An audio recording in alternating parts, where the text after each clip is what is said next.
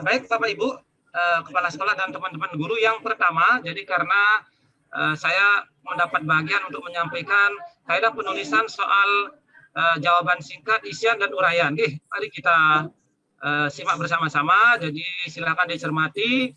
Kemudian saya infokan sebelumnya bahwa materi yang akan saya sampaikan pada hari ini, kaidah penulisan soal isian singkat, jawaban singkat, uraian, dan soal coach, beserta materi yang disampaikan oleh Ibu Wayandarti, nanti akan saya share di Google Classroom, ya, beserta modulnya, ya. Jadi ada modulnya ini yang dikeluarkan oleh Kementerian Pendidikan dan Kebudayaan, Direktorat Jenderal Pembinaan Sekolah Dasar, ya. Nanti saya akan share mungkin setelah kegiatan usai. Nanti silakan di download materinya dan dibaca di Google Classroom.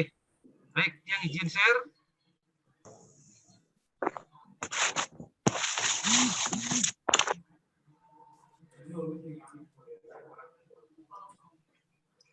Nah, baik teman-teman, jadi barangkali kita sering mendengar instrumen, ya, instrumen penilaian. Jadi instrumen penilaian itu, jadi kalau kita lihat dari aspek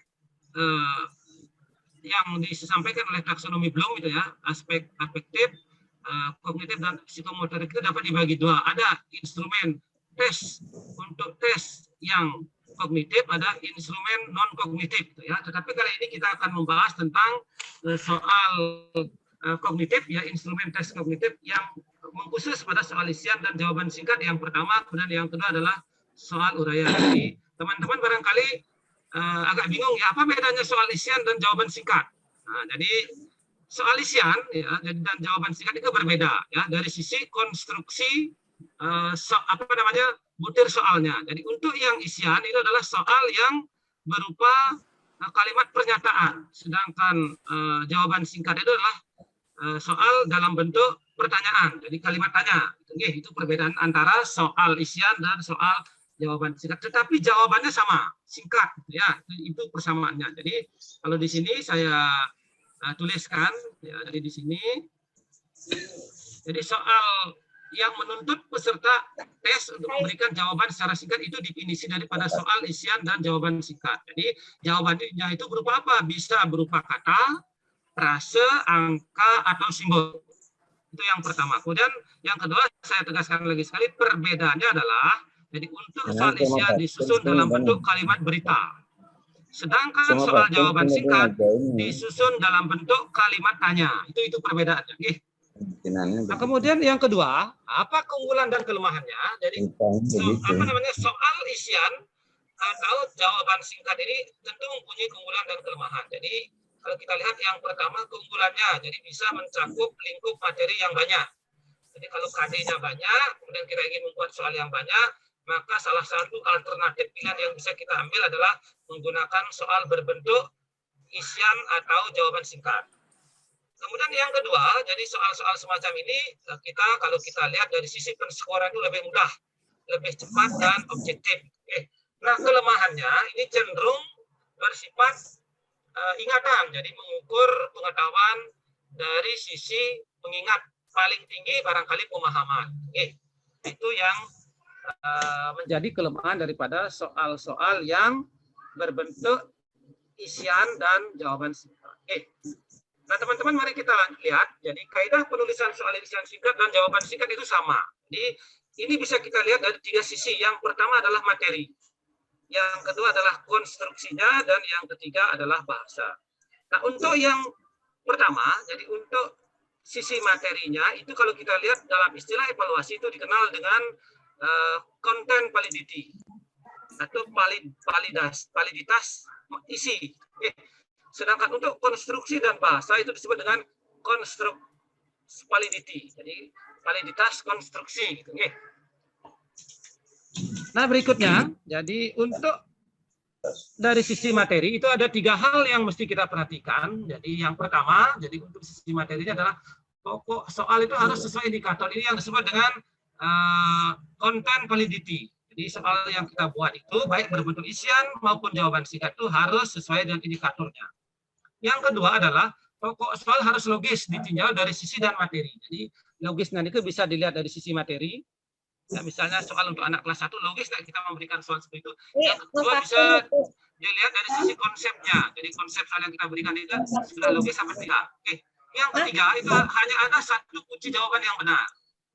Jadi tentu ini adalah untuk memudahkan pensyukuran. Jadi untuk soal isian singkat dan jawaban singkat diharapkan hanya ada satu kunci jawaban yang benar. Jadi tidak boleh atau menghindari jawaban yang kunci soal yang jawabannya double.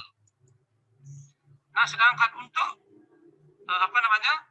dari sisi konstruksi itu ada beberapa poin yang teman-teman harus perhatikan. Jadi yang pertama misalnya pokok soal harus dirumuskan dengan jelas dan tegas. Jadi soal itu harus jelas. Maunya apa yang ingin diketahui dari siswa. Jadi itu harus jelas. Kemudian yang kedua, soal jawaban singkat menggunakan kalimat tanya. Jadi diperhatikan ini jangan rancu. Jadi kalau dia soalnya jawaban singkat di belakangnya diakhiri dengan kalimat tanya. Sedangkan soal isian menggunakan kalimat pernyataan atau kalimat berita biasanya diakhiri dengan titik-titik. Kenapa? Nanti mungkin akan dijelaskan oleh Bu Yan tadi. Di akhir juga kalau 4 titik. Kemudian yang nomor 4, jadi pokok soal merupakan pernyataan atau pertanyaan yang berkaitan dengan materi yang diukur. Karena kita berbicara tentang penilaian, tentu kita berbicara dengan atau kaitannya dengan validitas. Jadi validity konten. Jadi harus sesuai dengan materi yang akan diukur. Jangan sampai pokok soal kita, ya, pertanyaan atau pernyataannya itu keluar daripada materi yang ingin kita ukur. Kemudian yang kelima, jadi pokok soal tidak memberi petunjuk ke arah jawaban. Nah, kadang-kadang teman-teman merumuskan soal itu seolah-olah memberikan petunjuk jawabannya itu. Dengan ini dihindari. Nah, kemudian berikutnya, pokok soal tidak mengandung pernyataan yang bersifat negatif ganda. Jadi yang dimaksud dengan negatif ganda itu, contohnya begini. Coba berikan contoh tokoh yang bukan merupakan pahlawan nasional. Nah, ada kecualinya itu. Kalau pilihan ganda misalnya. Jadi di bawah ini yang bukan pahlawan nasional kecuali. Nah, itu kan sudah bukan ada kecuali, itu adalah negatif ganda. Nah, kemudian berikutnya gambar grafik, tabel, diagram dan sejenisnya. Nah, ini disebut dengan stimulus sebenarnya yang terdapat pada pokok soal itu harus jelas dan berfungsi. Jangan sampai kita membuat stimulus, tabel, diagram tapi tidak ada fungsinya gitu. Lebih baik dihapus gitu. Nah, berikutnya, jadi setiap butir soal dalam satu paket tes yang sama tidak boleh berisi informasi yang bisa mempengaruhi misalnya dalam menjawab butir soal yang lain. Jadi kan kadang-kadang ada kaitannya antara soal satu dan soal berikutnya. Jadi jangan sampai soal yang nomor 8 misalnya itu berkaitan dengan soal nomor 7. Sehingga apa? Sehingga kalau dia tidak bisa menjawab soal nomor 7, nomor 8 dia tidak bisa. Nah, itu kurang pas. Berikutnya adalah jawaban yang dituntut oleh soal harus singkat dan pasti, yaitu berupa kata, frase, angka, simbol, tempat, atau waktu. Jadi jawaban pada soal isian dan jawaban singkat itu harus pasti. Jadi tidak boleh jawabannya tidak pasti ya. Kemudian berikutnya, nah dari sisi bahasa, nah tentu teman-teman juga paham ya, dari sisi bahasa itu ada 3 hal paling tidak yang kita perhatikan. Yang pertama, setiap soal harus sesuai dengan EYD, ejaan yang disempurnakan, ada ejaan yang terbaru ya, karena kadang-kadang beberapa soal saya lihat, saya cermati penulisannya, misalnya penggunaan kata depan, dikedari dan lain sebagainya, dan awalnya itu rancu. Mana yang harus dipisah, mana yang harus digabung, karena soal itu adalah hasil karya ilmiah juga ya. Yang kedua adalah menggunakan bahasa yang komunikatif. Jadi jangan bahasa-bahasa yang tidak familiar di kalangan siswa digunakan untuk mengkonstruksi soal-soal, baik bentuk isian singkat atau jawaban singkat. Yang berikutnya adalah tidak menggunakan bahasa setempat. Jadi jangan menggunakan bahasa daerah, apalagi bahasanya itu untuk bahasa lokal, misalnya satu lingkup pelajar, itu misalnya. Jika kalau selalu digunakan satu kecamatan kan siswa tidak paham di artinya. Jadi harus disesuaikan dengan bahasa yang umum, yang populis ya di kalangan masyarakat. Ya. Nah, berikutnya contohnya seperti ini. Mohon dicermati, ini adalah contoh soal isian. Jadi, soalnya berbunyi begini, stemnya. Perhatikan gambar rantai makanan pada ekosistem berikut. Nah, jadi, ada gambar jelas di sana. Jadi, stimulusnya gambar. Berdasarkan rantai makanan di atas, sawi dan bunga sepatu berperan sebagai. Nah, jawabannya satu, pasti itu. Pasti produsen. Nah, itu. Jadi, jawabannya ada satu, tidak ada jawaban yang lain. Nah, kemudian berikutnya, jadi ini soal jawaban singkat. Nah, tadi kan soal isian, sekarang jawaban singkat. Nah, jelas bedanya ya. Perhatikan gambar berikut. Apakah nama perlengkapan hidup masyarakat di masa prasejarah seperti pada gambar? Jadi gambarnya betul-betul berfungsi. Kalau tidak ada gambar, siswa tidak bisa menjawab. Itu berarti gambarnya berfungsi. Tetapi kalau tanpa gambar, siswa bisa menjawab, gambar tidak diperlukan. Nah, sudah dikerja. Jadi jawabannya apa? Kapak genggam itu kan bentuknya kalimat tanya. Nih, tapi jawabannya sama-sama menuntut jawaban yang pendek. Nih, ini ke soal isian dan soal jawaban singkat. Nih.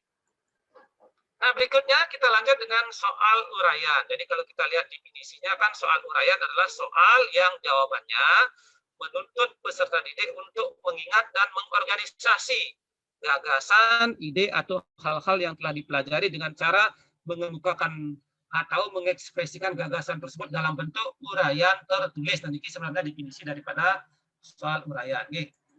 Nah, kemudian dari sisi cara pensekorannya, sebenarnya soal uraian ini ada dua.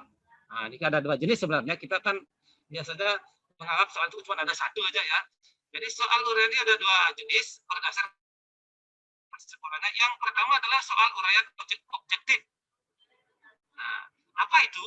Tadi itu adalah soal uraian yang mengukur kemampuan peserta didik menguraikan konsep tertentu sesuai dengan materi pelajaran sehingga pensekoran dilakukan secara objektif. Jadi jawabannya pasti ya. Kemudian yang kedua, ada soal uraian non-objektif. Nah, ini adalah soal yang mengukur kemampuan peserta didik mengemukakan pendapat terhadap konsep tertentu sesuai dengan materi pelajaran sehingga pensekoran dilakukan secara subjektif. Nah, nanti apa itu objektif, apa itu subjektif dalam konteks soal uraian akan ada contohnya di belakang. Nah, ini keunggulan dan kelemahannya. Jadi setiap soal apapun bentuknya, mulai daripada matching ya, true false atau benar salah, matching menjodohkan, kemudian multiple choice atau pilihan ganda, isian singkat, jawaban singkat, kemudian uraian itu pasti punya kelemahan dan keunggulan masing-masing. Sehingga tidak pas kalau kita gunakan pada suatu kegiatan itu satu-satu. Jadi harus dikombinasikan. Dan biasanya untuk di sekolah dasar itu paling tidak ada 3 kombinasi. Yang pertama adalah soal pilihan ganda atau multiple choice, yang kedua adalah soal isian atau jawaban singkat, yang ketiga adalah soal uraian. Jadi paling tidak itu. Sehingga diharapkan ya, jadi soal-soal dengan bentuk yang berbeda tadi bisa saling melengkapi keunggulan dan kelemahan masing-masing. Baik, kita lanjut dengan keunggulan soal uraian. Jadi ada hal yang paling mendasar dari soal uraian itu kenapa dipilih? Jadi karena yang pertama adalah dapat mengukur kemampuan menyajikan jawaban terurai secara bebas. Mengorganisasikan pikiran, mengemukakan pendapat, dan mengekspresikan gagasan-gagasan dengan menggunakan kata-kata atau kalimat sendiri. Jadi kalau kita lihat lebih dalam, jadi keunggulan soal yang disusun secara dengan bentuk uraian ini adalah dapat mengukur kemampuan siswa pada tingkat gradasi yang lebih tinggi. Jadi utamanya adalah soal level 2 dan level soal level 2 dan level 3 atau pengetahuan level 2 dan level 3. Jadi kalau level 2 itu adalah mulai dari C3 sebenarnya. Kemudian level 3 itu adalah soal-soal kalau kita lihat dari taksonomi Bloom itu mulai dari C4, C5 dan C6 itulah yang masuk dengan soal level 3. Nah, kemudian berikutnya adalah kelemahannya. Jadi walaupun dia mempunyai keunggulan seperti itu, tapi juga ada kelemahannya. Yang pertama, dari sisi jumlah materi yang diujikan itu biasanya terbatas. Jadi tidak bisa menguji KD-KD yang cakupannya terlalu luas. Jadi karena dia hanya terbatas pada KD-KD tertentu. Yang kedua adalah waktu untuk memeriksa jawaban relatif lama. Jadi karena dia berbentuk uraian yang cukup panjang, jadi dibutuhkan waktu yang cukup lama untuk memeriksa jawaban, apalagi siswanya banyak. Kemudian yang ketiga adalah pensekoran relatif subjektif. Jadi kadang-kadang karena soalnya terlalu panjang, jadi faktor-faktor eksternal dan internal itu banyak berpengaruh di situ, sehingga kadang-kadang kita menskornya secara subjektif. Kemudian kalau kita berbicara dari teori evaluasi, jadi kalau kita uji tingkat reliabilitasnya itu rendah ya. Karena apa? Karena sangat bergantung pada penskor tes ya, biasanya seperti itu. Nah, saya lanjut. Nah, jadi kaedahnya sama. Jadi untuk soal uraian itu, kaedah penyusunannya dapat kita lihat dari 3 sisi. Yang pertama adalah materi, yang kedua adalah konstruksinya, yang ketiga adalah bahasa. Lagi sekali, untuk materi itu adalah termasuk dalam content validity, validasi konten atau isi gitu ya. Kemudian konstruksi dan bahasa ini disebut dengan konstruksi validity. Jadi atau validitas konstruksi ya. Nah, kemudian saya lanjut. Nah, jadi aturannya sama ya, kalau dari sisi materi ya sama dengan soal isian dan jawaban singkat. Jadi pokok soal harus sesuai indikator, ini kata kuncinya ya. Jadi soal apapun yang kita buat, PG, pilihan ganda, true false ya, matching, isian, jawaban singkat, uraian itu harus sesuai dengan indikator soalnya ya, atau indikator KD-nya, jadi harus sesuai. Yang kedua adalah pokok soal harus logis dari sisi materi, sama ya.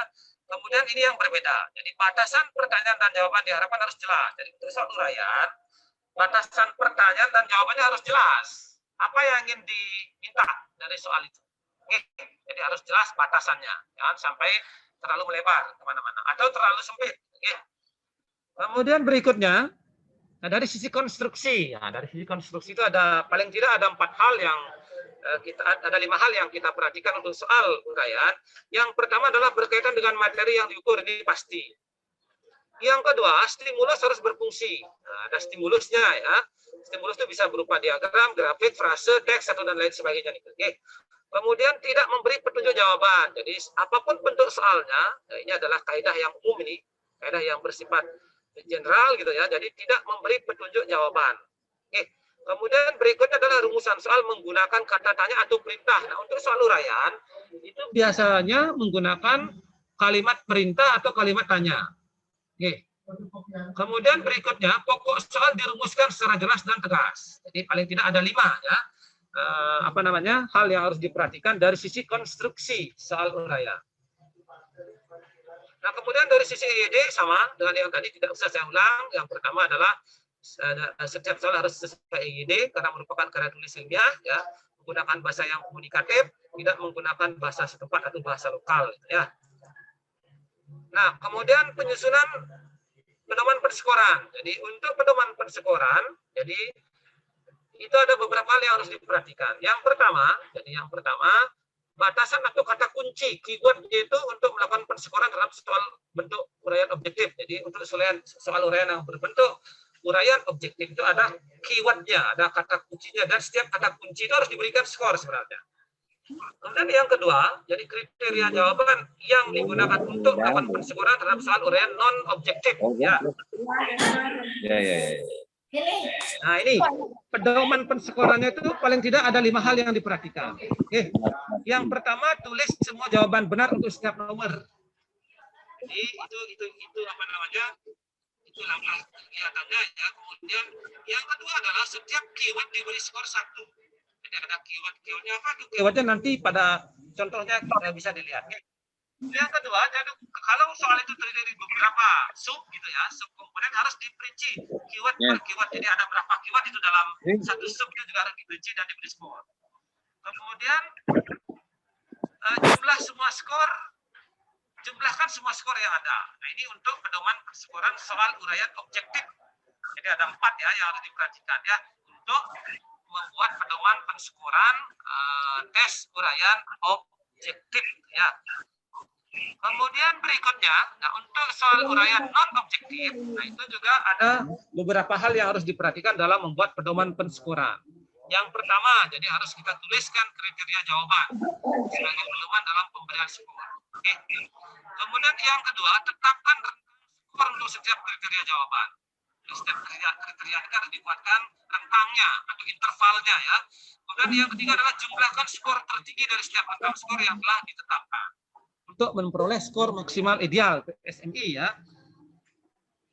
Kemudian contohnya ini saya akan berikan contoh soal uraian yang objektif. Nah, coba perhatikan stemnya. Nah, ini di sini ada stimulusnya adalah gambar ABC. Jadi soalnya berbentuk begini. Pada proses klasifikasi tanaman, pohon A, B, dan C tergolong dalam kelompok yang sama karena memiliki ciri yang sama. Jadi siswa akan mengamati dia gambar A itu tanaman apa, B apa, C apa. Di sini ada ingatan, jadi dia akan mengingat bahwa A itu tanaman apa, B tanaman apa, C tanaman apa. Dan yang kedua, tentukan kelompok tanaman untuk 3 unsur dan sebutkan. Jadi 3 ya. Jadi anak-anak akan menganalisa dia. Tanaman A, B, C itu adalah kelompok tanaman apa kalau kita lihat dari klasifikasinya. Nah, jadi kalau kita berbicara klasifikasi makhluk hidup kan ada 5 ya. Monera, Protista, Plantae, Animalia, dan pungi gitu ya. Nah, ini kan pelantai. Jadi pelantai itu kan dibagi, dia ada tanaman berpembuluh, tanaman tidak berpembuluh. Tanaman yang berpembuluh itu dibagi lagi dua ya, ada tanaman biji terbuka dan biji tertutup. Nah, biji tertutup dibagi dua lagi, ada dikotil, ada monokotil gitu. Oke. Kemudian tentukan kelompok tanaman untuk ketiga pohon tersebut dan sebutkan 3 ciri yang menjadi dasar pengelompokannya. Nah, itu soalnya seperti nah, seperti apa pedoman persekorannya? Nah, seperti ini. Jadi pedoman persekorannya itu kan yang pertama, siswa disuruh menyebutkan dia termasuk kelompok tanaman apa. Ketiga pohon tersebut termasuk kelompok dikotil, diberi skor 1 dia. Kemudian kemungkinan pilihan jawaban untuk yang berikutnya, kan ada berakar tukang, ada biji berkeping 2, bertulang daun menyirit, batangnya dapat tumbuh besar dan berkayu, batangnya bercabang. Jadi setiap pilihan-pilihan jawaban itu diberi skor 1, tetapi skor maksimalnya 3 untuk cirinya. Jadi siswa itu bisa saja dia menjawab 1, 2, 3, 1, 2, 4, 1, 2, 5, 1, 3, 4, 1, 4, 5 atau yang lain. Jadi tetap untuk itu skornya 3, sehingga kalau digabungkan skor maksimal idealnya adalah 4. Nah, itu yang merupakan contoh daripada soal uraian objektif. Nah, sekarang kita akan melangkah pada berikutnya, soal uraian non objektif. Seperti apa contoh soalnya? Mari kita lihat bersama. Nah, ini teman-teman. Jadi contoh soal uraian non objektif. Nah, biasanya dia berbentuk menginginkan jawaban yang cukup variatif gitu ya. Buatlah sebuah karangan yang panjangnya sekitar 250 sampai 300 kata dengan ketentuan sebagai berikut. Yang pertama, pilihlah salah satu topik dari 2 topik yang disediakan. Nah, jadi stimulusnya itu ya, disediakan topik. Yang pertama, pemanfaatan teknologi informasi untuk meningkatkan prestasi belajar. Yang kedua, mendorong minat baca untuk meningkatkan prestasi belajar. Kemudian yang soal nomor 2, kerangka karangan terdiri atas. Nah, yang pertama, latar belakang masalah. Yang kedua, isinya dibagi lagi, gambaran kondisi saat ini, gambaran kondisi yang diharapkan. Yang C, strategi. Kemudian soal nomor 3, judul karangan Anda tentukan sendiri. Aspek yang akan dinilai meliputi kesesuaian isi karangan dengan topik, koherensi antar kalimat, ejaan, dan tanda baca. Nah, ini termasuk contoh soal uraian non-objektif. Jadi kan jawabannya berbeda-beda untuk setiap siswa, tapi kita punya kriteria. Misalnya untuk nomor 1. Nah, kalau dia pilih pemanfaatan teknologi promosi, seperti apa kriterianya? Kemudian untuk kerangka, bahkan penilaiannya. Oke, latar belakangnya seperti apa? Kan latar belakang siswa dan siswa kan beda, sesuai dengan topik yang dia pilih. Bahkan satu topik pun pasti latar belakangnya bisa beda. Isinya, oke. Nah, itu yang yang dimaksud dengan soal uraian non objektif. Seperti apa pedoman persekorannya ini? Jadi pedoman persekorannya seperti ini teman-teman. Jadi yang pertama adalah rubriknya seperti ini, kesesuaian isi dengan topik itu diberi rentang skor 0 sampai 2. Ya, isi karangan sesuai dengan topik, ya, isi karangan kurang sesuai dengan topik, isi karangan tidak sesuai dengan topik. Ya. Kemudian yang kedua, koherensi antar kalimat, juga rentang skornya 0 sampai 2. Semua kalimat berkoherensi dapat 2. Kalau kalimat kurang berkoherensi dapat 1. Semua kalimat tidak berkoherensi dapat 0.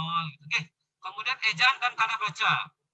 Jadi semua penggunaan ejaan dan tanda baca tepat itu dapat 2, maksimal skornya. Kemudian penggunaan ejaan dan tanda baca kurang tepat, skornya 1. Semuanya salah, dapat 0. Oke. Sehingga skor maksimumnya atau skor maksimal idealnya itu adalah 2 tambah 2 tambah 2, mendapat skor maksimal ideal adalah 6 untuk soal uraian non objektif yang tadi. Oke. Kemudian berikutnya,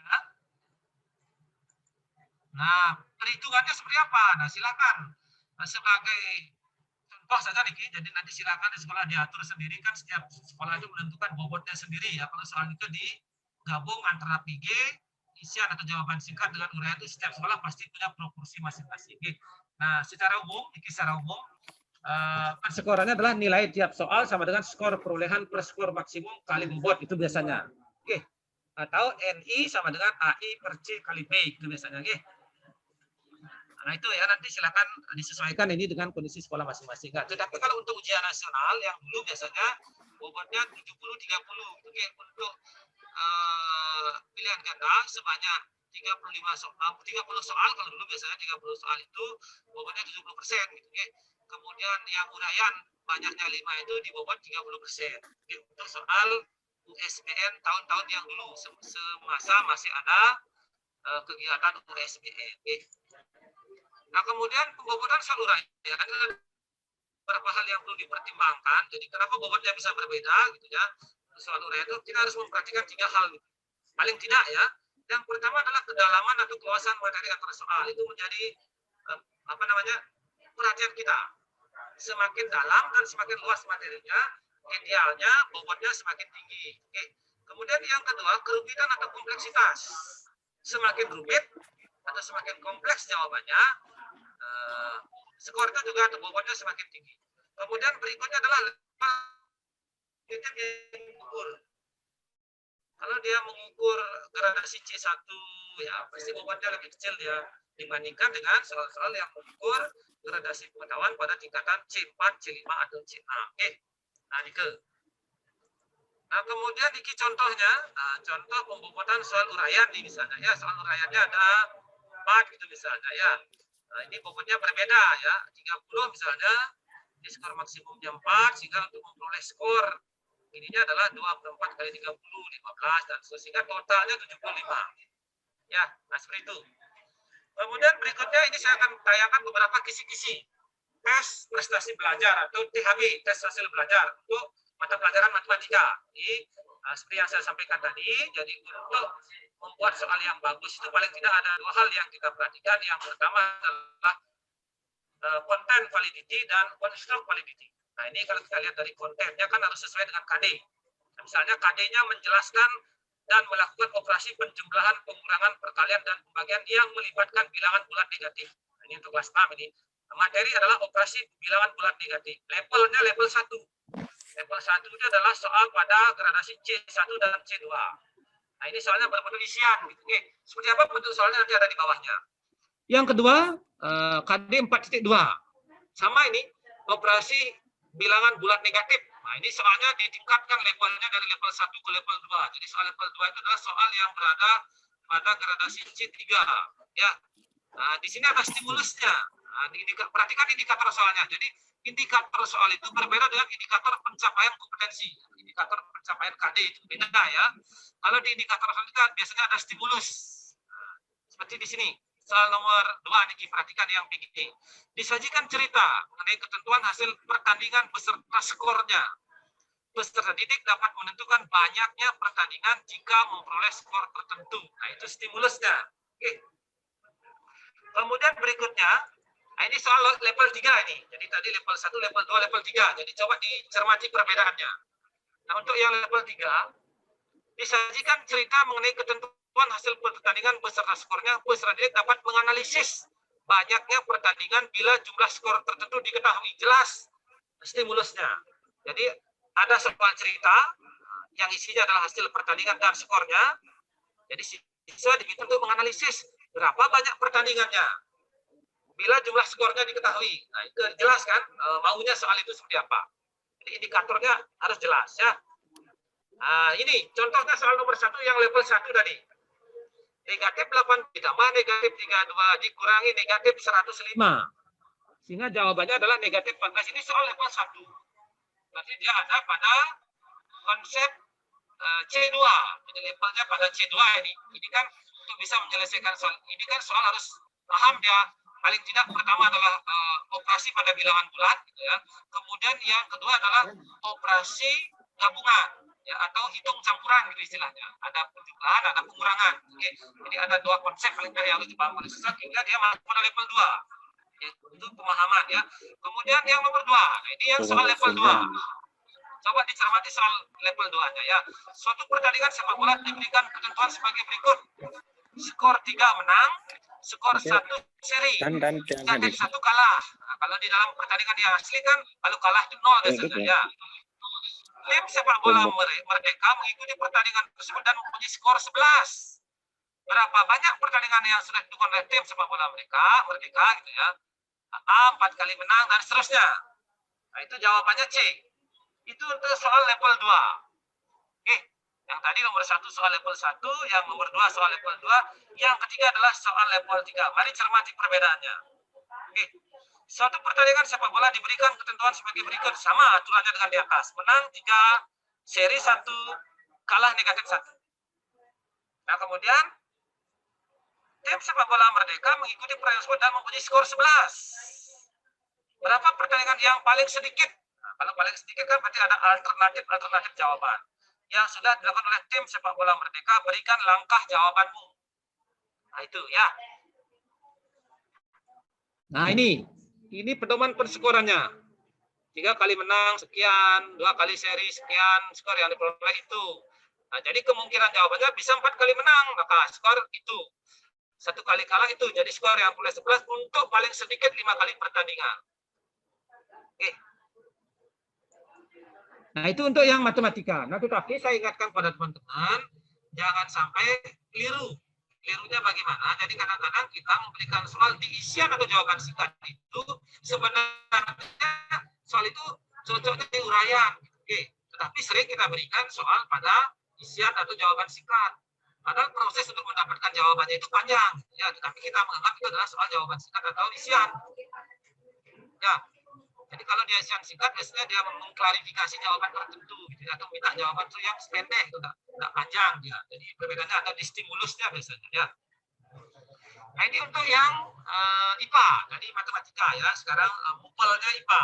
Sama ini, misalnya 5, materinya ekosistem, pengetahuan, dan pemahaman level 1. Ya. Ini stimulusnya, disajikan gambar jaring-jaring makanan pada ekosistem tertentu. Peserta didik, ada 2 soal ini. 1 menentukan komponen ekosistem, yang kedua menentukan peran makhluk hidup. Ini soalnya true false, ya, benar salah. Oke. Kemudian yang kedua, soal level 1 Mas ini, disajikan gambar jaring-jaring makanan dan seterusnya. Kemudian soal aplikasi level 2. Ini bentuknya uraian, ini isian ya. Jadi ada benar salah, ada isian, ada uraian. Oke. Seperti apa bentuk soalnya? Nah, ini teman-teman, tolong diperhatikan. Ini soal true false-nya. Ya. Perhatikan gambar, nah, sesuai dengan indikatornya. Stimulusnya disajikan gambar, ada gambarnya. Dan jangan disajikan gambar, gambarnya tidak ada. Oke. Nah, itu ya. Kemudian, berikutnya ini. Nah, berdasarkan rangkaian bab di atas, Saudi bunga sepatu berperan sebagai, nah, itu kunci jawabannya. Oke. Itu persekorannya. Ya. Nah, demikian. Jadi untuk kaidah penulisan soal isian, jawaban singkat, dan uraian. Nah, seperti itu yang bisa saya sampaikan. Nah, jadi selanjutnya saya akan lanjutkan dengan HOTS ya. Nah, ini saya cukup dulu sampai di sini. Ini sudah ada 40. Terima kasih Pak Made untuk uraian materinya. Untuk hotnya langsung sekarang atau bagaimana Pak Made? Dia langsung saja. Oh, nggih. Supaya tidak lama, nggih. Baik. Baik teman-teman, saya akan lanjutkan dengan soal HOTS ya. Langsung turun di sana kan karena banyak kan sing turun masak dini yang nasi ronennya. Oh, iya banyak kan sing turun. Kok ada hujan. Banyak aja tuh li bu perangkat itu.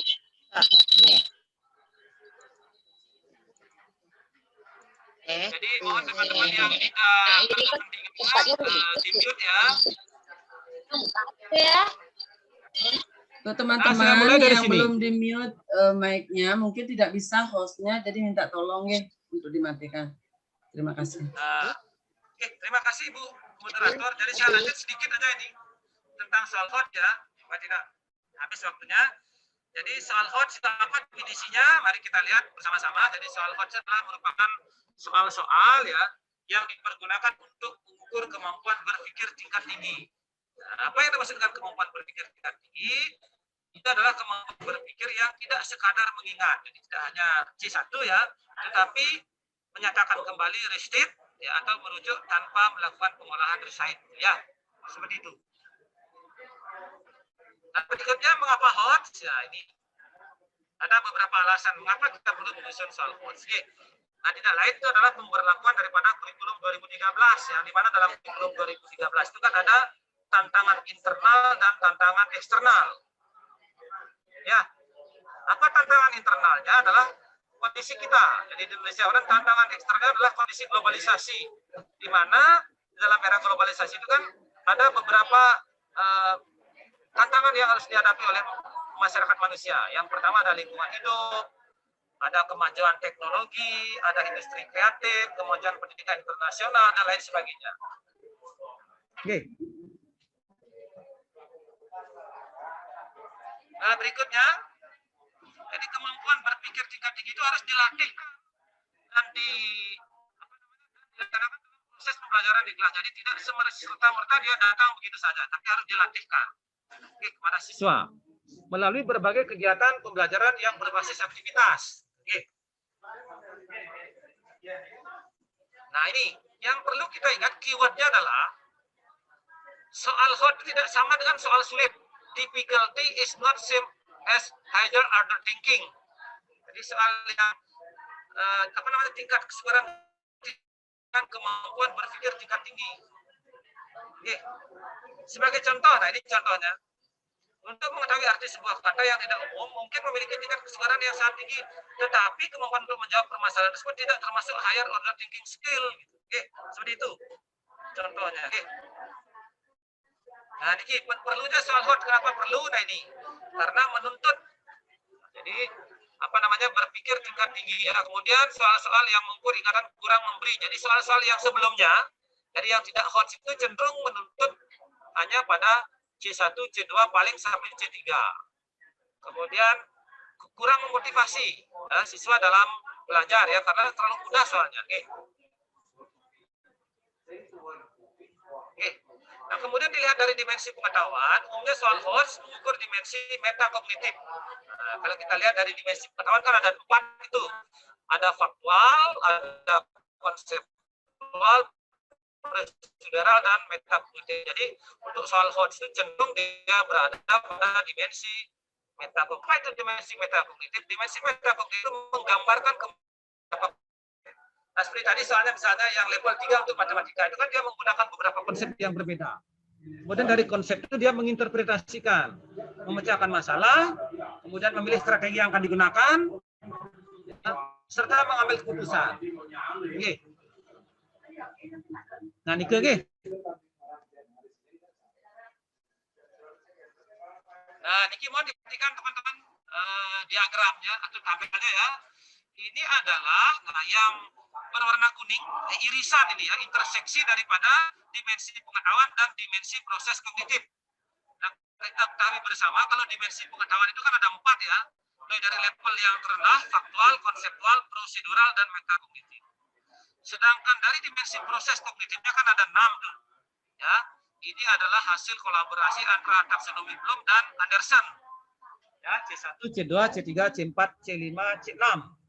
Untuk yang soal HOTS itu ada di interseksi antara dimensi dan dimensi proses kognitifnya. Yang warna kuning itu, mulai dari C4, C5, C6. Dimensi pengetahuannya bisa mulai dari konseptual, prosedural, dan metakognitif. Nah, ini oke. Sedangkan di bawah itu bisa dia soal lot, bisa mod. Oke. Nah, niki jadi yang kita perhatikan juga adalah KKU-nya, kata kerja operasionalnya. Jadi untuk membuat soal HOTS itu perlu kita lihat juga KKU-nya seperti apa. Oke. Nah, ini kita lihat contoh menganalisis ini. Ya, jadi menggunakan keterampilan yang telah dipelajari. Nah, ini kan soal HOTS sebenarnya ini ya. Jadi menganalisis. Ini contohnya ini, kemampuannya mengelompokkan benda berdasarkan persamaan dan perbedaan ciri-cirinya. Oke. Nah, kemudian mengevaluasi C5 ya. Jadi mengevaluasi itu kan bisa membedakan gitu misalnya kan. Nah, kalau kita lihat itu membedakan berdasarkan kriteria tertentu gitu nih. Nah, kemudian berikutnya mencipta atau create yang mengkreasi. Itu C6 ini ya. Seperti ini contohnya. Nah, kemudian ini sudah saya sampaikan proses kognitifnya seperti ini adalah dimensi pengetahuan ya. Nah, ini keterampilannya ini yang termasuk HOTS begini. Jadi ada beberapa keterampilan yang paling tidak ada 4 yang termasuk keterampilan pikir tingkat tinggi. Yang pertama berpikir kritis, kreatif, pemecahan masalah, dan membuat keputusan. Ini yang termasuk proses keterampilan berpikir tingkat tinggi. Oke. Kritis, nah kritis artinya memeriksa, menghubungkan, mengevaluasi semua aspek sesuai situasi. Kalau kreatif itu orisinal, kata kuncinya di sana. Jadi kalau dia kritis itu adalah mengevaluasi, kalau dia kreatif adalah bersifat orisinal. Jadi apa yang dikerjakan itu, apa yang dapat itu bersifat orisinal, tidak meniru. Gitu. Kalau orang kreatif itu dia tidak meniru. Nah kemudian Niki yang disebut dengan level kognitif, ya pengetahuan dan pemahaman itu level 1, C1, C2 itu namanya soal level 1. Aplikasi itu termasuk dia level 2, ya kemudian penalaran ya level 3 dan seterusnya, ya.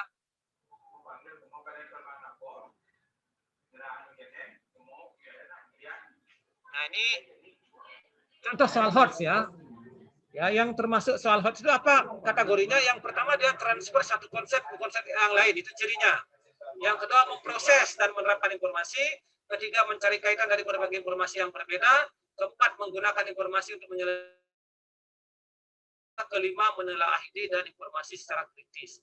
Seperti apa ciri nomor 1? Mari kita lihat bersama. Nah ini ciri nomor 1. Ya. Nah, ini operasinya seperti itu, dia merupakan ciri soal HOTS pertama. Nah, kalau HOTS pertama itu apa? Tadi ini. Jadi yang pertama itu dia transfer satu konsep. Nah, ini dia. Ini bentuk soal HOTS ini dalam bentuk pilihan ganda. Kemudian ciri yang kedua, ini transfer konsepnya begini maksudnya ya. Untuk dapat mengerjakan soal ini kan anak-anak harus paham dia konsep pecahan campuran, konsep desimal, konsep persen. Itu yang pertama. Yang kedua dari sisi operasi hitung dia harus memahami perkalian dan pembagian. Nah, makanya disebut dengan transfer satu konsep ke konsep lainnya. Ini termasuk salah satu contoh soal HOTS ya. Tapi tidak suka. Jadi beda soal sulit dengan soal HOTS. Oke. Nah, yang kedua, nah, tadi sudah saya bilang itu ciri yang kedua. Ya. Jadi kan tidak sulit soal-soal seperti ini. Jadi nenek membuat kunyit asam dengan perbandingan kunyit dan gula itu. Ya. Jika kunyit yang digunakan 8 kg lebih banyak, ini sebenarnya konsep perbandingan yang selisih. Ya. Maka gula yang digunakan ada. A itu B, itu C, itu D, itu. Oke. Nah, jadi dia memproses dan menerapkan informasi. Yang pertama apa prosesnya? Di sana ada perbandingan senilai. Ya, jadi konsepnya adalah perbandingan senilai. Jadi dia memproses pengetahuannya dalam bentuk perbandingan itu menjadi kalimat matematika. Jadi ada prosesnya. Kemudian dia juga menerapkan informasi. Informasinya apa? Teks ini adalah informasinya. Kemudian dia olah apa yang bisa diambil dari teks ini. Nah, okay. Nah ini dia jawabannya ya. Kalau teman-teman pasti sudah biasa nih menjawab soal seperti ini. Kemudian ciri yang ketiga teman-teman. Nah ini. Jadi disediakan gambar. Menurutnya pasti begitu. Disajikan gambar. Siswa dapat menentukan luas daerah yang diarsir. Ya. Ada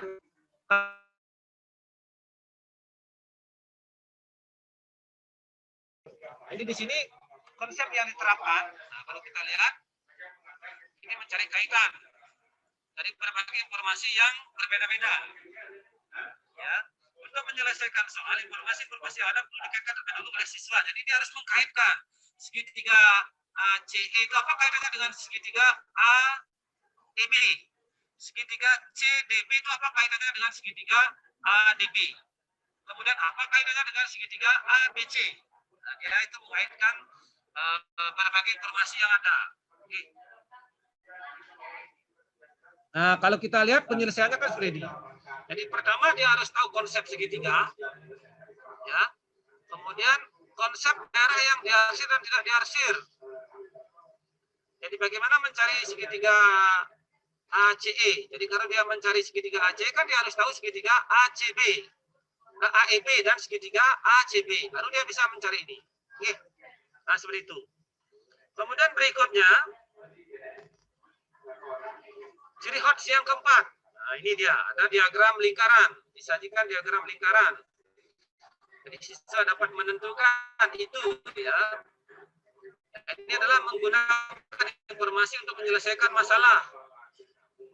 Informasinya itu data-datanya ayam 15%, ya sapi 15%, itik 15% dan lain sebagainya.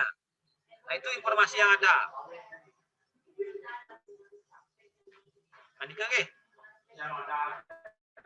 Nah, ini contoh ciri yang kelima. Ciri khas yang kelima.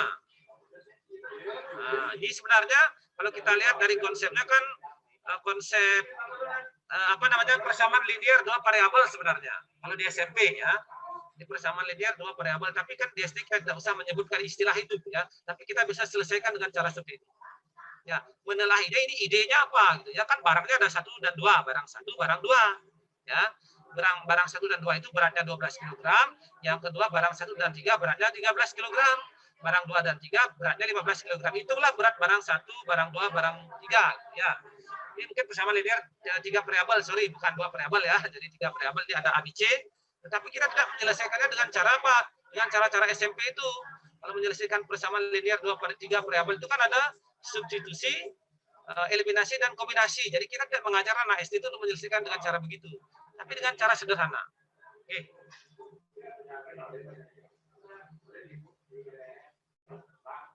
Nah, ini contohnya beberapa yang lain gitu ya. Soal-soal yang bisa kita berikan kepada anak kita ya.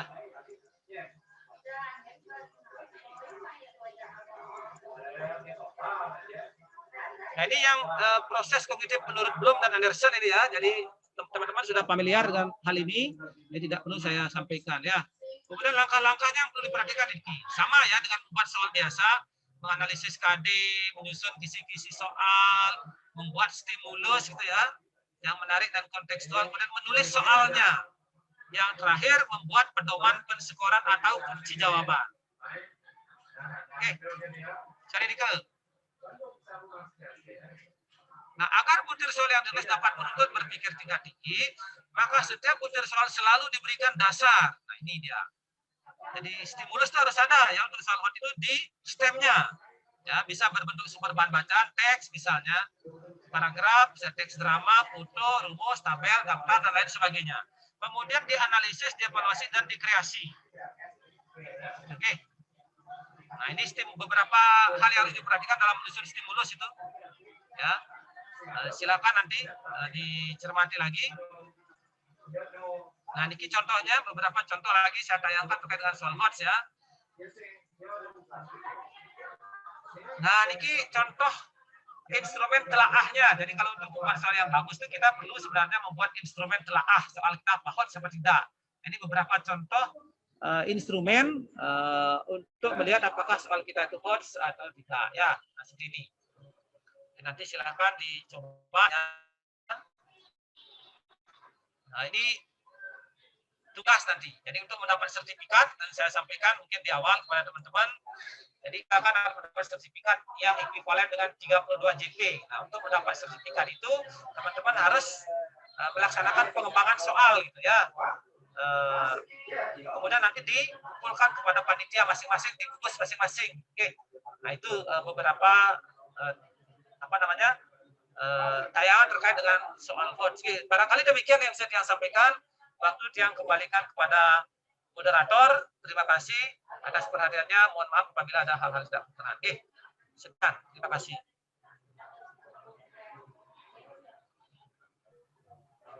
Silakan Ibu moderator. Barangkali demikian yang saya sampaikan.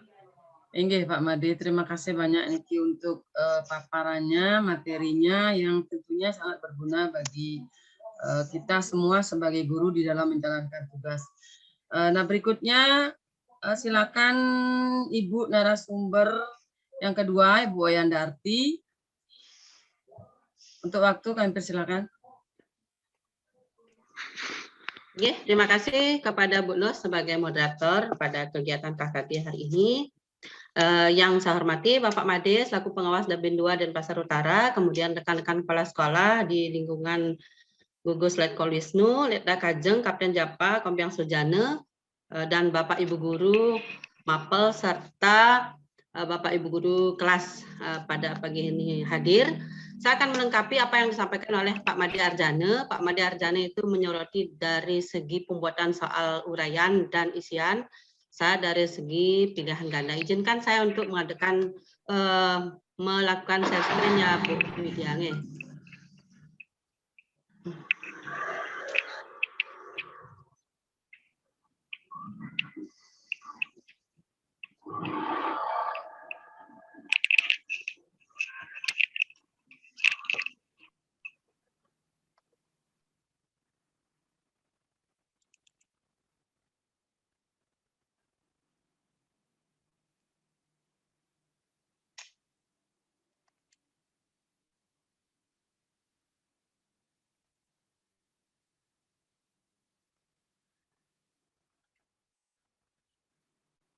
Bu Luh, mohon dicek sudah ada apa enggak? Sudah terlihat apa enggak Bu Luh? Sudah Bu ya.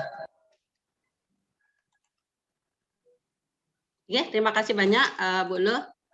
Saya akan mulai menayangkan kaidah penulisan soal pilihan ganda. Gaya sekali ya narsumnya hari ini.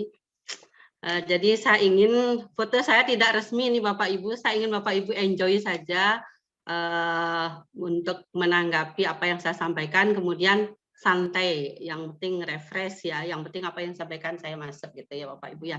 Itu maksudnya itu di pantai biar Bapak Ibu semangat hari ini. Oke, saya akan lanjutkan. Jadi hari ini kita akan belajar tentang kaidah penulisan soal pilihan ganda. Oke, Bapak Ibu yang saya hormati, Bapak Ibu kepala sekolah, serta teman-teman guru yang hebat pagi ini. Jadi apa sih yang dimaksud dengan soal pilihan ganda? Yaitu soal bentuk yang jawabannya harus dipilih oleh siswa. Kemudian yang kedua, soal pilihan ganda itu terdiri dari dua pokok sebenarnya ya. Jadi ada stem namanya pokok soalnya, kemudian ada option, ada pilihannya Bapak Ibu saya tahu itu. Kemudian dari pilihannya itu ada kunci jawaban. Kemudian ada pengecoh atau distraktor. Nah, kunci jawaban adalah jawaban yang paling benar atau jawaban yang benar di antara pilihan itu. Sekarang pengecoh. Pengecoh merupakan jawaban yang tidak benar, namun memungkinkan seseorang terkecoh untuk memilihnya apabila tidak menguasai materi pelajarannya dengan baik. Nah, inilah di sini sebenarnya kunci dari kelihayan seorang pembuat soal pilihan ganda, yaitu pengecohnya harus berfungsi dengan baik. Ya, jadi kalau tidak berfungsi dengan baik, jadi soal itu tidak begitu bagus untuk memberikan pola pikir yang baik kepada si penjawab. Nah, seperti itu. Saya lanjutkan. Kemudian keunggulan soal pilihan ganda. Jadi Pak Made sudah memberikan informasi keunggulan dari soal uraian. Sekarang pilihan ganda seperti apa sih? Nah, pertama yaitu mengukur berbagai jenjang kognitif dari C1 sampai C6 ya, dari ingatan sampai kreasi. Jadi pembuat soal bisa menyesuaikan dengan indikator yang dia inginkan atau yang ingin dicapai. Kemudian dapat mencakup ruang lingkup materi yang luas ya. Kemudian pensukarannya mudah, cepat dan objektif. Apalagi zaman sekarang, zaman daring Bapak Ibu ya. Jadi ini sangat mudah. Kemudian soal PG sangat tepat untuk ujian yang pesertanya sangat banyak, sifatnya massal dan hasilnya segera bisa diumumkan. Apalagi Bapak Ibu guru ini sudah hebat-hebat, ada Pak Mudiatane, kemudian guru kami juga di SD Peguyangan kami latih Pak Mudiatane yang melatih itu memfasilitasi supaya bisa hasilnya secara cepat. Nah, seperti itu. Oke. Kemudian apa sih keterbatasannya? Nah, pertama, memerlukan waktu yang relatif lama untuk menulisnya. Jadi menulis soal pilihan ganda yang bagus, yang seperti tadi saya katakan distraktornya mempunyai fungsi, yaitu mengecoh si penjawab, itu relatif lama. Apalagi pada semua mata pelajaran. Saya penulis soal bahasa Indonesia sangat sulit ini, jadi memerlukan matematika sekalipun. Jadi matematika itu walaupun hanya sekedar angka-angka, tapi angka itu harus berfungsi. Misalnya pada operasi bilangan, misalnya Pak Made yang lebih tahu ini, itu kan apakah siswa itu menjumlahkan hasilnya, apakah jumlah misalnya ada antara perkalian bilangan bulat, perkalian pengurangan, operasi bilangan bulat ya.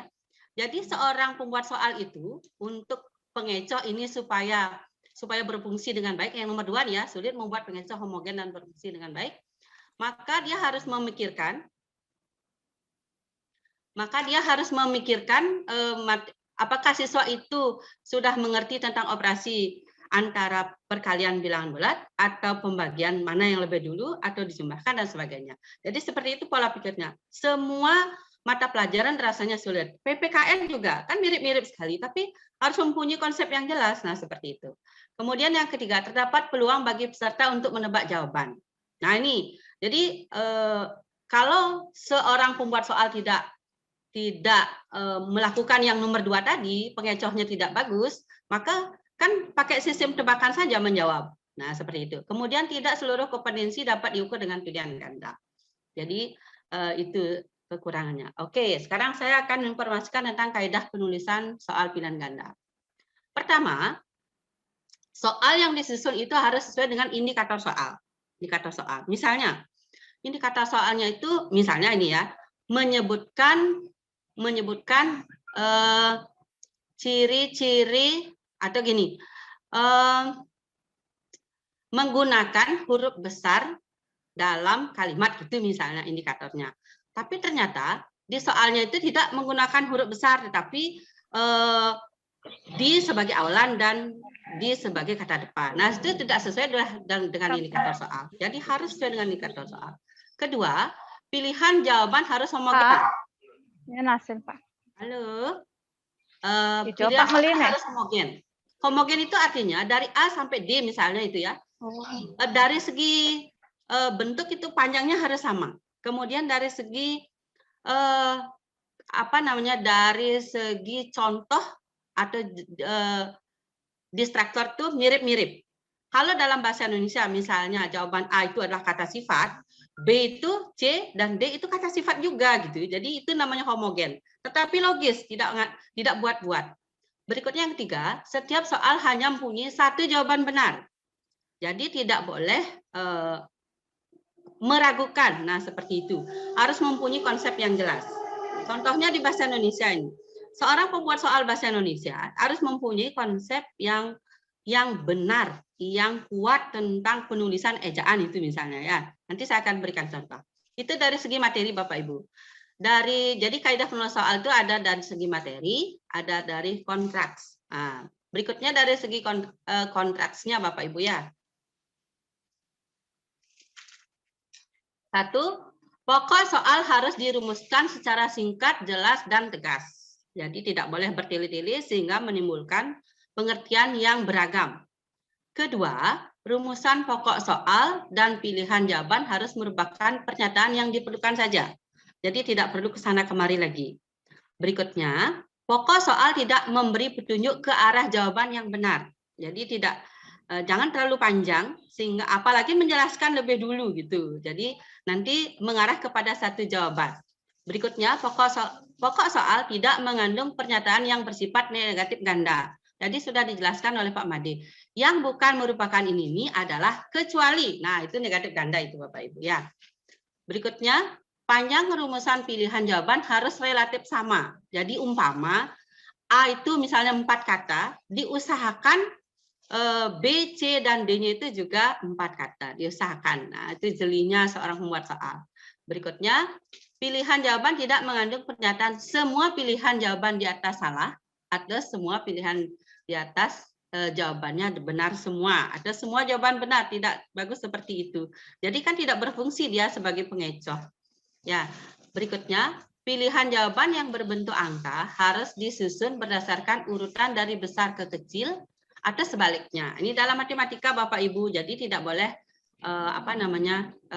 selang-seling seperti itu. Jadi kalau dari kecil dulu ya dari kecil, kemudian dari besar ya dari besar gitu.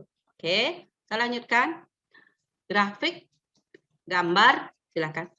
Dan sejenisnya terdapat pada soal harus berfungsi dengan jelas. Jadi tadi Pak Made juga sudah menyampaikannya, jadi tidak perlu lagi saya bahas. Yang berikutnya, butuh soal tidak tergantung pada jawaban soal sebelumnya. Ya, tidak tergantung pada jawaban soal sebelumnya. Tapi kalau di bahasa Indonesia, soalnya itu tergantung dari soal sebelumnya boleh, tapi dari jawaban sebelumnya itu yang tidak boleh. Ya. Dari segi bahasa, materi, konstruksi, dan bahasa. Ya, jadi bahasa harus menggunakan bahasa Indonesia yang sesuai dengan kaidah bahasa Indonesia. Nah, sekarang itu namanya PUEB, Bapak Ibu. Pedoman Umum Ejaan Bahasa Indonesia. Jadi Bapak Ibu, guru apalagi ini harus mengetahui bagaimana ejaan yang benar. Walaupun saya penulis bahasa, saya tidak tahu semuanya, saya tidak ingat semuanya. Jadi sekarang zaman internet, Bapak Ibu silakan dicari di PUEB. Ya seperti itu supaya kita tidak salah. Kita masyarakat ilmiah jadi harus berusaha untuk memperbaiki kaidah penggunaan bahasa kita. Saya lanjutkan, tidak menggunakan bahasa yang berlaku setempat. Tadi Pak Madi juga sudah ya. Kemudian pilihan jawaban tidak mengulang kata atau frase yang bukan satu kesatuan pengertian. Jadi tidak mengulang frase yang tidak penting. Oke, saya lanjutkan. Nah, tadi saya sudah memberikan, jadi itu saja sebenarnya inti pagi ini. Jadi saya akan berikan sekarang contohnya. Tadi saya memberikan soal harus sesuai dengan indikator, kemudian pilihan jawaban harus homogen. Nah, seperti apa? Nah, ini seperti ini Bapak Ibu. Ini soal saya yang muncul beberapa tahun yang lalu kayaknya ya. Disajikan kalimat yang berisi penggunaan huruf kapital yang kurang tepat. Nah, itu ininya, stemnya nih. Peserta didik dapat menggunakan huruf kapital yang tepat dalam kalimat yang tersaji. Jadi seperti ini indikator yang ingin dicapai. Nah, ini stemnya, tempat wisata Pulau Komodo. Ini yang di atasnya ini adalah indikatornya, kemudian indikator soal yang di bawahnya soalnya ya. Tempat wisata Pulau Komodo dan seterusnya. Nah, maka ini diusahakan optionnya ini adalah 4, kemudian homogen, relatif sama kata-katanya. Lalu di manakah pengecohnya? Seperti itu. Maka rasanya semua kalau tidak memiliki konsep yang kuat tentang penulisan penggunaan huruf kapital ini, maka di sini akan menemukan kebingungan. Kebingungan itulah sebenarnya yang diinginkan. Berarti dia ada proses berpikir untuk itu. Ya, jadi gitu Bapak Ibu. Nah, ini yang mana ini jawabannya? Nah, ini tolong Bapak Ibu. Oh, ini ada salah ini ya Bapak Ibu ya. Nadinya ini 2. Oke. Itu Bapak Ibu tolong dicermati. Lanjutkan sekarang contoh-contoh berikutnya. Dari kecil ke besar. Nah, ini berdasarkan urutan besar kecilnya nilai angka. Nah, ini contohnya, ini masih selang-seling Bapak Ibu, ini kecil, ini besar, ini lagi mengecil, itu tidak baik, sebaiknya seperti ini. Nah, sebaiknya itu seperti ini. Ya, jadi dari kecil ke besar, atau kalau memang Bapak Ibu inginkan dari besar ke kecil, silakan. Tapi yang penting jangan kecil besar lalu lagi kecil lagi besar, seperti itu. Kita lanjutkan. Nah, ini bagan, gambar, grafik itu berfungsi dengan baik sebaiknya. Nah, ini tidak ada menunjuk yang mana ini sebenarnya. Nah, itu akan lebih baik seperti ini. Ini jadi berfungsi X-nya itu di mana sebenarnya. Itu berfungsi dengan baik. Lanjutkan. Jadi kaidahnya itu penulisan soal harus mengikuti kaidah bahasa Indonesia. Nah, yang ini ada beberapa yang salah Bapak Ibu. Nah, ini di bawah. Jadi ini banyak sekali. Di itu sebagai kata depan dan sebagai awalan itu banyak sekali kesalahan dalam penulisan sehari-hari. Mungkin Bapak Ibu menganggapnya hal ini adalah tidak penting, tetapi dari bahasa Indonesia ini adalah konsep.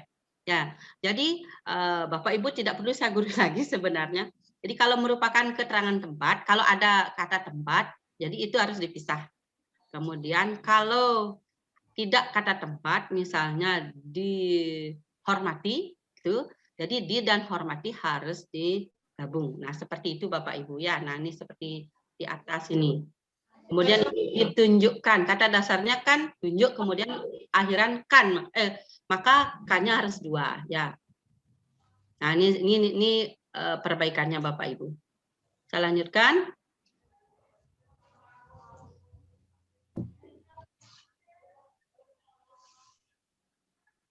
Nah, kisi-kisi soal Pak Madi juga tadi sudah menyampaikannya. Jadi kisi-kisi soalnya Bapak Ibu sebelum membuat soal biasakan membuat kisi-kisi soal. Itu penting sekali untuk melihat sebaran KD, apakah KD itu sudah diukur oleh indikator soal dengan proporsional. Ya, dengan proporsional seperti itu. Jadi supaya Bapak Ibu jangan sampai menulis soal itu tidak mengukur KD. Ya, jadi kan soal itu adalah mengukur tujuan pembelajaran sedangkan tujuan pembelajaran itu mengukur KD. Semua bermuara pada kompetensi yang harus dikuasai oleh siswa. Jadi penting sekali membuat kisi-kisi soal. Oke, ini dalam kisi-kisi Bapak Ibu Pak Made sudah memberikannya, saya tidak akan berikan lebih jauh lagi. Oke, nah saya tambahan ini berdasarkan hasil dari penilaian, bukan penilaian ya, hasil dari TS yang Bapak Ibu guru lakukan di sekolah saya, lalu saya koreksi. Nah seperti itu, ada beberapa kesalahan, kekeliruan yang dilakukan oleh Bapak dan Ibu guru saya. Jadi walaupun saya memeriksa, mencermati bukan berarti menyalahkan, tapi hanya bermaksud untuk mencari jalan terbaik. Yang pertama, jika option merupakan kata, maka ditulis dengan huruf kecil. Nah itu ya. Jadi kalau optionnya itu merupakan kata, ditulis dengan huruf kecil, kecuali huruf-huruf yang memang harus, kata-kata yang memang harus ditulis dengan huruf besar. Misalnya nama pulau gitu misalnya ya, Pulau Bali, Pulau Jawa itu misalnya. Jadi suku Asmat terdapat di pulau itu misalnya ya, mendiam. Itu maka harus huruf besar. Tetapi kalau tidak merupakan nama yang harus huruf besar, semua harus huruf kecil. Tetapi jika optionnya itu merupakan kalimat, nah, Bapak Ibu tolong dicermati, merupakan kalimat, maka kalimatnya itu ditulis secara utuh menggunakan huruf besar di awal kalimat. Nah, kedua, jika jawaban ada di tengah kalimat, tanda titiknya 3 buah saja. Diisi spasi setelah kata. Kenapa spasi? Logikanya itu kan jawaban titik-titiknya itu adalah kata. Kemudian jika di akhir 4 buah tanda titiknya Bapak Ibu. Kenapa 4 buah? 3 itu untuk jawaban, 1 untuk mengakhiri kalimat. Nah, seperti itu logika. Jadi pakai logika Bapak Ibu ingat dah. Kemudian frase ditulis terpisah. Misalnya kerja sama. Setiap frase itu ditulis terpisah, tidak boleh nyambung. Kecuali frase itu dilekati oleh awalan dan akhiran yang bersamaan. Nah, itu di FUEBI ada atau ya di FUEBI ada itu Bapak Ibu ya. Kemudian jika option menggunakan satuan yang sama, maka satuannya itu dibuat dalam soal, tidak usah dibuat di option. Misalnya sentimeter yang seperti itu dibuat dalam soal saja. Jadi di jawabannya itu cukup angka-angkanya saja dari besar ke kecil atau dari kecil ke besar seperti tadi. Saya lanjutkan. Nah, ini contoh dari kisi-kisi penilaian tengah semester guru kami di kelas 4 ya.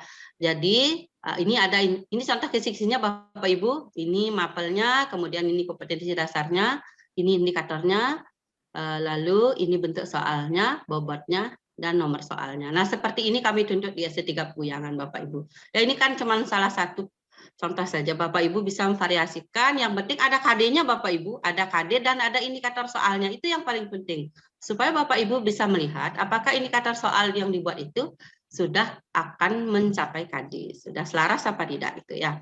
Nah, tadi saya bilang bahwa jika jawabannya itu menuntut satuan yang sama, jadi nomor 9 ini yang kurang baik, jadi ini ya, jadi di sentimeternya itu di optionnya dia taruh, seharusnya adalah di sini dia taruh di dalam soalnya, jadi tidak perlu lagi menaruh di optionnya. Nah, ini saya sudah perbaiki seperti ini, jadi di titiknya ada 3, kemudian sentimeter kubiknya ditulis di sini. Nah, seperti itu. Oke, terima kasih Bapak Ibu, saya stop screen dulu. Nggih, Bu Loh, yang sudah selesai memaparkan materinya, silakan diatur bagaimana tentang webinar kita pagi ini. Silakan Bu Loh.